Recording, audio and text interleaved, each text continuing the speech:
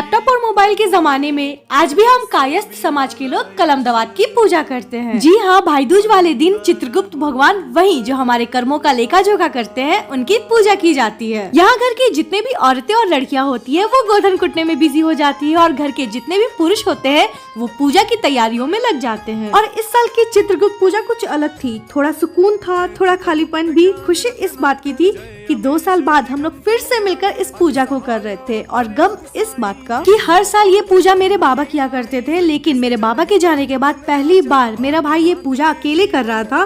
पर यही तो जिंदगी है ना, हर साल नया हिसाब, नए कर्म और कुछ नई यादें। सबसे पहले सफेद कागज पे हल्दी से भगवान की प्रतिमा बनाई जाती है जिसे कायस्थ पूजा लेख भी कहते हैं। फिर नीचे पूरे साल का आय और व्यय मतलब इनकम और एक्सपेंस लिखा जाता है। बाबा तो हमें यही बताते थे कि कर्मों के साथ ही साथ ये पैसों का भी हिसाब रखते हैं, इसीलिए इन्हें अंक यानी कि नंबर का भी देवता माना जाता है। फिर नीचे लाल इंक से पूरे साल का आय और व्यय मतलब इनकम और एक्सपेंस लिखा जाता है और ये देखा जाता है कि अगर हमारा एक्सपेंस इनकम से ज्यादा है तो हम भगवान से ये प्रार्थना करते हैं कि शेष की पूर्ति करें। ये देखो, लास्ट चित्रगुप्त पूजा मेरे बाबा ने करी थी और ये उनकी हैंड राइटिंग है, इसे तो हम हमेशा संभाल के रखेंगे। फिर होती है पूजा। चित्रगुप्त जी महाराज जी की जय। भगवान जी के सामने हम लोग अपने बुक्स, कॉपी और पेन रख देते हैं, और स्पेशली वो बुक जो हमें ज्यादा टफ लगता है। बचपन में तो बहुत मजा आता था क्योंकि दिवाली से इस दिन तक हम लोग ना पढ़ते थे और ना ही पेन छूते थे। संसार में कायस्थ नाम से विख्यात जो पुरुष वे किस वंश में उत्पन्न हुए और किस वर्ण में कहे जाते हैं, धर्म के जानने वाले महामती चित्रगुप्त ने। फिर हम लोग चित्रगुप्त महाराज जी की कथा सुनते हैं, फिर उसी पेपर पे भगवान जी के नाम लिखते हैं ताकि हमारे मन में अच्छे कर्म करने के ही विचार आए। एक बात बताए, मुझे बाकियों का तो नहीं पता, लेकिन पहले ये पूजा मेरे घर में सिर्फ पुरुष ही किया करते थे, लेकिन मेरी मम्मी ने हमारे पैदा होने के बाद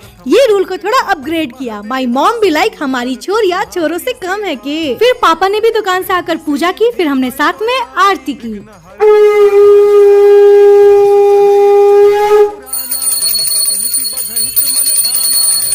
फिर मम्मी ने घर में पूजा करी, इसके बाद हमने की पेट पूजा, और आज का मेन्यू भी थोड़ा स्पेशल था। मम्मी ने बनाया था दाल भरी पूरी, चने आलू की सब्जी, गुड़ की खीर और ये पीठा जिसे आज के दिन हम लोग अमर पीठा कहते हैं। मम्मी कहती है आज के दिन इस पीठा को खाने से किसी के अकाल मृत्यु नहीं होती, और साथ ही साथ ये कलम दवात भी खाया जाता है और ये चिड़िया भी। और खाने से पहले इस चिड़िया की मुंडी तोड़ के हम लोग अपने पैर के अंगूठे से दबाते हैं, फिर खाना स्टार्ट करते हैं।